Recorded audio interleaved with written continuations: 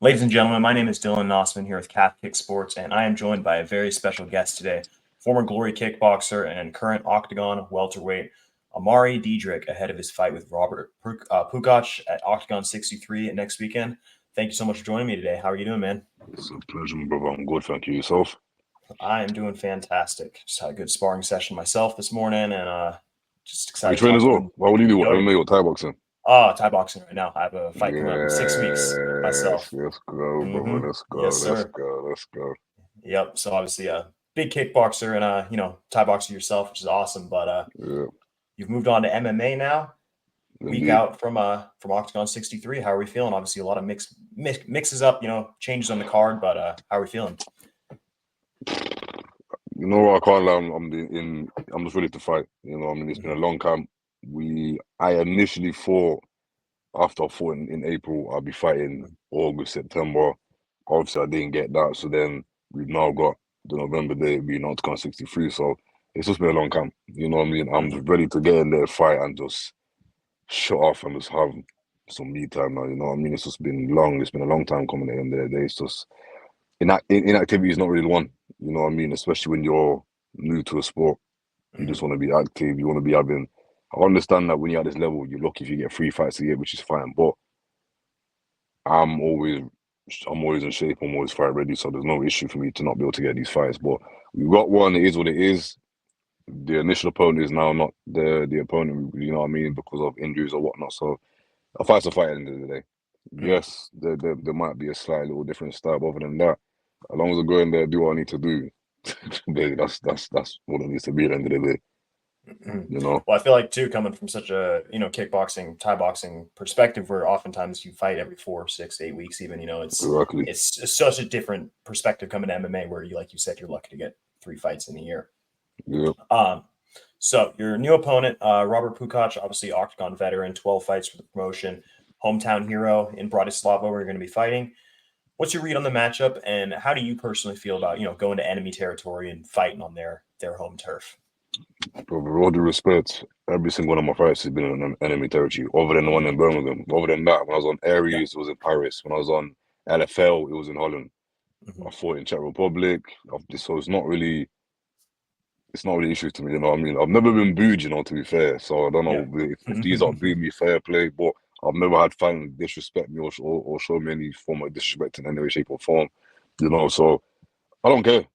I Mm-hmm. genuinely don't care at the end of the day. I thrive under pressure, I thrive in the moment. So if the hometown advantage is gonna, I don't know, I don't think it's gonna really factor that much, to be fair, you know what I mean? In all honesty, it might put pressure on him, maybe or maybe not. Either way, I'm gonna go in there and do what I need to do, which is be violent, be vicious, be aggressive. Don't just bring it to him like I do in every single one of my fights. You know what I mean? There's no difference from it being Mm-hmm. in Birmingham to Slovakia at the end of the day. He's had 12 fights in promotion. So did the guy that was on that had my debut in, which is Mate Curtis. He was a former title challenger. So it's not like I'm new to fighting these veteran guys, you know what I mean? Yeah. So this guy has to stand up. Let's stand up then at the end of the day, Mm-hmm. you know? You might, Mm-hmm. no doubt he's going to try and shoot at some point because you're stupid if you just going to stay there and stand up, mate, which you're not. So we'll see. Yeah. Absolutely. Well, we've talked about it a little bit already, but you're a very accomplished kickboxer, a lot of experience for Glory, other promotions as well. Talk to me just about your passion for kickboxing, first of all, and kind of where that started, and then what prompted the switch to mixed martial arts, and how did you kind of end up here? So my story started when I was 11 years old, and purely because a big kid hit me in the face. And Mm-hmm. from that day, it changed my life. So my mom then got Yeah. me into Thai boxing. I was a Thai boxer for many years. I was like number two in the UK rankings, and then I was number one in kickboxing in the 85 kg division, which is actually very, very funny enough. So we then gone into Glory, done what we've done in there. Um, then COVID hit. Mm-hmm. That's when it kind of changed the course of things. You know what I mean? Because at the end of the day, the only sport at the time that was alive and well was MMA. UFC was the Yeah. first promotion to just kickstart things and say, listen, at the end of the day, if no sport's gonna come back, we're gonna be the first. Then kickboxing didn't really come alive for Mm-hmm. not 2 or 3 years. So for me, I wasn't gonna allow my career to just die Yeah. in any way, shape, or form. So I thought, okay, cool. You know what? I'm new to MMA, but I'm not new to MMA. I've got teammates that have always done MMA, so I've been around it. I've always been dabbling in wrestling and jiu-jitsu a bit. So I thought, you know what, let's make it at the end of the day. Yep. And with that, there's more opportunities. The pay is obviously better. Opportunities are there. The show's obviously bigger. So it was a no-brainer at the end of the day. I feel like being from England, you thrive more in MMA than you would in Mhm. kickboxing. The opportunities would be just vast. If I was in Glory still, I don't think I would have the exposure I have now. You know what I mean? I wouldn't be getting interviews, so to speak, Yeah. because No, no absolutely. one, yeah, because no one really cares about kickboxing at the end of the day. And it's one of the things. So me transitioning to MMA was just a no-brainer. That had to be done. It was hard because I love kickboxing, I love standing up, and I love striking, but it had to be done. You know, Yeah. so we've done it. I'm thriving, and we're here. So, it's funny you mentioned that because, I'm obviously a kickboxer myself, huge fan of the sport. But what do you think the barrier is between large fanship in kickboxing versus MMA? Because, it's got all the elements that people want, but at the end of the day, promotions like, Glory and even a lot of K1 style shows tend to struggle with Mm. popularity. Like, why do you think that is personally? I don't know what it is, because you got to think back in the day when it was Pride and K1. K1 was Mhm. massive. So So then I big. I don't mean, know. Yeah, so I don't understand why it's then gone from being that to what it is now. If mhm. Pride and K1 was still around now, then maybe it would be a different ball game. But Yeah. I don't know what it is. I don't know if it's just the way it's promoted, the fact that it's probably just foreign promotions that only do kickboxing. If it was an American, if I don't know, let's say UFC wasn't an MMA based promotion and it was a kickboxing promotion, then maybe it would be different. But Yeah. I think purely because kickboxing's a Dutch promotion and you got K1 Japan, which is obviously K1 Japan. I don't think Yeah. the Western side of things actually Western people don't care about. You know what I mean? Yeah. We It we're, seems like we're only interested in boxing. Yeah, the only opportunities to like really compete in kickboxing is to go over to Japan and fight over you there. have to. There's Yeah, not really now. I mean, Glory's picked up again in the last year or so, but again, it really options are so limited, which is disappointing. I feel like that's why you see so many kickboxers making that switch these days to mixed martial arts, which with Glory, if you're not Dutch, they're not interested in you. that's If you're crazy. not Dutch, if you're not Moroccan, Hmm. they're not interested in you. You know what I mean? Which is it's hard at the end of the day, which is fair, but they understand that the Dutch fan base is where it is. They Yeah. understand that England is not the place to be regarding Hmm. viewership, regarding fans. So I respect it at the end of the day. So yes, if you're a kickboxer, you've either got to go to Glory or make your way over to Japan, or do what I've done and go to MMA, which is a different ball game entirely. You know what I mean? And then you've got to kind of start from the Hmm. bottom and work your way to the top again, which is what we've done. But we're thriving. Absolutely. Yeah. Well, very interesting stuff. But I want to talk to you a little bit about your gym. Obviously, Fourth Dimension, Nottingham, if I'm Indeed. not mistaken. Correct. Yeah. Yep. So obviously, I'm familiar. I've seen, I mean, hundreds of sparring clips with the famous Yeah. checkered Yeah. red Yeah. and blue mats. Yeah. Fantastic Yeah. Yeah. strikers and Yeah. just MMA fighters there. But just talk to me a little about your experience there. What makes that gym so special? And just what as an American fan, what's the pedigree of that gym locally in terms of Muay Thai and kickboxing, especially? We've gone. I don't know, man. You know what I mean? So for me, back in the day, so in the beginning there was three predominant MMA gyms. It was my Hmm. gym, which is Fourth Dimension. So we was Rough House. You had Wolf Lair in Manchester, and then Hmm. you had London Shoe Fighters down in London. So regarding MMA, we've always been a big gym. We've always been up there. Thai boxing, we've always been up there. So when I was a junior and an amateur, there was four of us. We was all champions consecutively, year in, year out. You know what I mean? And then obviously the amateurs are then coming up as well as. Um, I've then gone into other ventures, gone from Thai boxing into kickboxing, and then as I've done our transition to MMA, the amateurs then I then build in. They're coming up.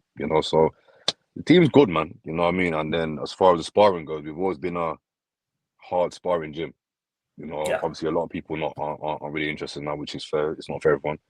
But Hmm. for us, we thrive as a team doing that. You know what I mean? I think that just works for us. That's just how we've always done it, and we're not going to change at the end of the day. Everyone's on this CTE bullshit now, but at the end of the day, you're in the wrong sport if you're trying to save your brain cells. In all honesty, so that's just how Yeah. we do it, and we thrive as a team off that. So yeah, I can't lie. As far as team goes, we're doing bits right now. You know what I mean? In the pro side and in the amateur side. You know what I mean? And we're only gonna keep growing. So for me, I just want to make sure I do my part and just bring more exposure to the gym and just keep getting the name out there. You know what I mean? And just opening the floodgates at the end of the day. You know, so Yeah. we can bring more fighters through. That's what every gym needs someone like me. You need to start to then open the floodgates and just have people. Okay, cool. You know what? This gym's got this guy. If he Yeah. can reach this level, then we can go to this gym and then reach that level. That's what it needs. You need someone like that to open the doors, and then have to have good coaches, good teammates, which is what I've got at the end of the day. We've got a solid team. That's it. Yeah. Well, it's interesting, actually. I mentioned to my kickboxing coach over here this morning that I was interviewing you, and he was like, "Oh, I know him from Spar Wars, the Instagram account where they post all the clips." And he's like, "I'm a huge fan of him. I watched his last fight, you know." So again, you talk about that exposure. I mean, obviously, you laugh and know all about that. Talk to me a little about Spar Wars and that account, and kind of just how that's helped your notoriety and the gym's notoriety as you've kind of Brother, developed. it has been the wildest thing. I'd never thought me sparring would get to what it's got to. You know what I mean? I thought, Yeah, okay, cool. When I was in Glory, no one knew who I was. yeah, No one did bat eyelid. But COVID now, when we was in lockdown, yeah, we just thought, you know what, let's just start doing sparring videos. Let's see what happens. yeah. If it works, it works. If it don't, it don't. And People were so hungry for anything, you know. It's like any sort of it's fights, you just know. It's like, gone. It's just gone. Oh, it's just gone crazy. So from yeah, that, I remember when I first hit 10,000 followers, and I thought, okay, cool, it's gonna stop there. No, we just kept going and going and going and going, and that's then crazy. my fan base and my sport base literally came from that. You know what I mean? I've got loads of support from America now, Brazil, Yeah, Morocco, all over the world now. Thinking, what, just from sparring? So I'm thinking, yeah, but everyone else is who's in Spar Wars is on just as much as I am. But why have I got all the? So yeah, I don't know what it is. I don't know if people just like my style or whatnot. So it's just worked, and I've just kind of gone with it. And you know what I yeah. mean. Well, And now people are they're watching me fight. So yeah, it's gone hand in hand at the end of the day. For me, just training to then not having all the support and people are saying, "Yo, listen, I want to watch him fight. Let's see where it goes. Let's see what you can do." So yeah, man, Spar Wars has done bits. Science boxing yeah. is just done. It's done wonders for me. That's In all awesome. honesty. Well, again, my coach Bassem Jabber, he's Lebanese actually, so again, kind of that Yeah, yeah, yeah, Middle yeah, Eastern yeah, kind of yeah, region stuff with yeah. kickboxing. But he was just saying, I just love how he stands in front. You know, he finishes his combos with low kicks. He's always just right there, you know, ready to Yeah, I that don't move. I K1 don't move. Yeah, style. Yeah, I again, do that's what not he move loves. at all. Yeah. When I spar with him, it's that same way. He's going to be in front of you the whole time. It's like you better be ready to take a shot and give a shot because there's no other way to do it. So That's I just love where it. I fight, but you know what I mean? People don't respect it, but yo, that's just Mhm. how I do it. That's just my No, way, and it's never absolutely, gonna change in it. Until the day I retire, that's just gonna be my style in it. You know what I mean? So I don't know. I feel yeah, like it needs to be brought back now. Whereas styles nowadays are getting a bit too boring. Everyone's on a 100%. play safe thing. At the end of the day, with fighters, man, let's cut the bullshit. We're not here to just be safe and whatnot. We're here to actually hurt each other and go home, whether we like it or not. Someone's going to get hurt. So you can't really play it safe, and I think that's what's happening across the board, especially in MMA, Mhm. where a lot of guys are just trying to find the safer route to win instead of finding a violent way to win. You know what I mean? Absolutely. I mean, I'm sure you know this fight, and real K1, real fight fans should know, but Mike Zambitis versus Shahid from what That late there, 90s. I mean, stupid. that's one of the craziest fights of all times, but that's the pinnacle of K1 kickboxing right there. It's Exactly. like, Yes. hey, we're gonna stand right here. No, you don't even need to have a ring. They could have open No, space no, right no, there. no, Those no. guys And aren't they wouldn't moving. even There's no move. Yeah, they wouldn't even move. They exactly. would not move. They're not on No. no ropes, not in no corners. They're Hmm. in that. They're on that logo, standing on Yeah, that logo, and they're not moving from that logo. And that 100%. was it. So You yeah, know. that's So and yeah, again, I that's think what they need. yeah, real K1 heads, real kickboxing fans understand that's what that essence is of the sport, you know. And And again, that's it what it is. translates to MMA. It translates to any other striking sport, in my opinion, at It least. does. So It does because I remember a few coaches trying to tell me, oh no, that forward pressure style doesn't work in MMA. Why? It can mhm. definitely work in MMA. You know what I mean? If you got a wrestler, you don't want to be backing up and putting yourself on the No, fence. can't shoot off the back foot. Once you are on the fence, mate, Hmm. please believe Hmm. he's going for a shoot. And if he gets a double leg, he just needs you on the fence. Yeah. Whereas me, if I control the middle, you know, I don't care how good the rest of you are. Hmm. I'm going to stop the takedown and I'm just going to stand in the middle. You need defense as a wrestler. As MMA 100%. wrestling goes, you need defense now. It's Hmm. not freestyle wrestling. It's not Greco. You need Yeah. defense no matter what. So as far as my style goes, it works, you know. So this is one of the things. Hmm. So you have the opportunity to fight for multiple European organizations, Aries Fight League, Levels Fight League over in the Netherlands, and now Octagon in the Czech Republic. what's special, about Octagon in particular now that you're here, and just how much has the scene in terms of promotions developed over the, say the past 4 or 5 years in Europe, which you've said? I feel like right now Europe is a hotbed. You know what I mean? Mhm. It's the European scene is alive and thriving. You know what I mean? Especially in France, since Mhm. it's been made legal over there, it's just gone crazy over there. The So I feel crowds, the like crowds in it's France are crazy. Yeah, insane, man. It's it's unbelievable. insane. You know, so even coming from Aries, a smaller show, there was always sold. The show was always sold out. There was never not a sold out show. You know, so coming from that in the beginning, it was good to see, and then obviously go to LFL, which is then they're building in the Dutch scene as well, which is good, because obviously Holland's just a kickboxing country, whereas LFL is just, they're trying to bring MMA alive, so it's good. Well, So something about, sorry to interrupt, but LFL held a 4-man tournament last weekend as well, which is yes, very yes, interesting. I even like that, that. so I like the tournaments. That's what I love about Octagon too. Even the tip sport game changer, that yeah, they're bringing back yeah, that tournament style, which is yeah, beautiful. yeah, So yeah. To be fair, I think with the tournament stuff, I think sooner or later UFC they're gonna follow. I think so. Because it just brings a different dynamic to the sport at the end of the day. I Hmm. think you gotta think Pride Days. It was tournament style, Hmm. and then and it's really about who's the toughest. Then it's not about Yeah, fighting styles, because the first fight, okay, cool, it might be about, okay, who's the better skilled opponent and whatnot. But when you go into that second or third fight, mate, you're thinking, okay, can I do this? Is my body yeah, healed enough to then go into a second fight, and hmm, vice versa? So the tournament styles it should definitely be brought back, and it should be brought more mainstream. Obviously, Octagon's doing their thing with that. They've got the tick sport game changer in every single weight class. They've done lightweight, they've done welterweight. I would assume they're gonna do a high one next year, more than likely. Definitely, they'll yeah, they'll do something like that. So they're doing things, man. You know what I mean? I feel mhm, like I've done it the right way. I've started with Aries LFL, built it up. You know what I mean? Just got the feel of MMA. Then obviously now, in my opinion, Octagon is essentially the UFC of Europe. They've got Germany 100%. on. They've got Germany on absolute That smash. Octagon Doing six. 62, Yeah, yeah, unbelievable stuff. I mean, that was, and especially when you see, like the UFC holding Apex shows half the time. Like, I exactly. love focus on the live crowds. It's the energy. That's what Yep, makes MMA MMA. We talk yep, about yep, these are yep. modern day gladiators. Let's give them the Coliseum. We need the fans there. You know what I'm saying? So that's why I'm such a big fan of Octagon, is because I feel like they're really focusing on making the events special for the fighters and the fans and just everything. So They really want to give you the experience at the end of the day, mhm. and that's what it's about. And I think right now UFC is just, because they're so big, they know that they can do certain things, because the name at the end of the day, those three letters there is just, Yep. it's enough. Everyone knows UFC now. That's it. You know what I mean? Yeah. The fact that people even call MMA, oh, you do UFC, Dude. it's the I level is just different now. You know what I Yeah. mean? It's from that, oh, you what? So you do that UFC stuff? Oh, what's Yeah. MMA? That UFC, I'm an mate. It's amateur Thai boxer, and people ask, "Oh, oh, you are do you in the UFC? UFC?" I'm like, "Yeah." It's like, for example, if you play football over in England, it's like, "Oh, you're in the Premier League. You play Yeah, Premier League." It's like, what nah, what does nah, that mean? No, nah, not at nah, all. nah, Yeah. nah, So nah, nah. it's like, it just does not make sense. So I No, I so agree.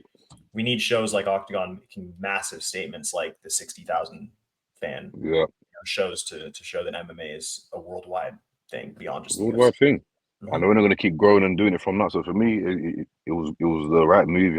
I had office on PFL, but I thought, let me just choose out to them, man. Let me just see what we're doing here. Let's just see where it goes at the end of the day. So I thought, yeah, let's just do it. Let's go there, see what they're doing, and I respect it, man. I like what they're doing. Hmm. So we'll see what happens after this one. This is my last fight on this deal, so we'll see what happens after there. We'll see if we have a stay or we leave. So I want to go there and just perform and just Yeah. really perform to the best that I can and just be valiant with this one. At the end of the day, we've gone from being on the prelims to now Mhm. we're what, third from last now. You know Yeah, what I I mean? mean, So featured bout, yeah. yeah, feature back at the end of the day. So now it's time to really shine and just thrive and just showcase the world, like show my skill to the world at the end of the day. Yeah, Instead of just making a highlight and then having to get put all over social media. No, people are gonna now see it live. Okay, this 100%. is what Ammari brings at the end of the day. So that's what it's about for me now. Yeah, absolutely. Well, I personally hope whatever best for your career, obviously, but I hope to see you back with Octagon because you've had some awesome fights there so far. And Let's go. last but not least, do you have any sponsors, shout outs, anybody you'd like to thank, especially for this fight? And I'd like to Oh, hear your prediction mate, for next Saturday. my prediction for me, listen, I'm not on the Mystic Mac phone shit, but for me, as long as I go out there and do what I do, I just want to go out there and mentally break him.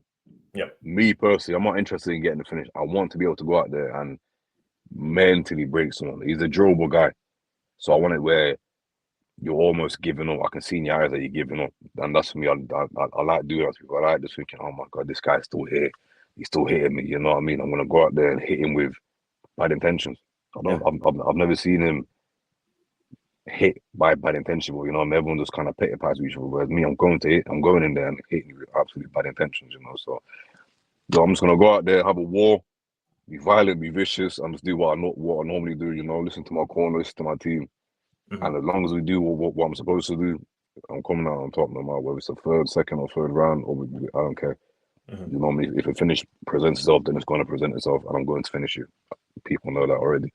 If the opportunity really is there, it's done for you anyway. So that's what it is. Absolutely. And anybody you'd like to thank, special sponsors, shout outs, anybody else? My team, my all my boys are fourth dimension, my sparring partners, my hard man Jack, my corner team that's coming out with me, my sponsors Bergold, my S&C coach, Vlad, 88 Performance, my managers, so yeah, man, we've done bits in this camp, so I'm happy for it. Absolutely. Well, thank you so much for joining me today, Ammari. I can't wait to see you perform next My Saturday. brother, thank you, Make man. sure It's to been a tune pleasure, in. man. Oktagon.tv, DAZN, wherever you are in the world. It's going to be an absolutely banger fight. So thanks, everybody. Much appreciated.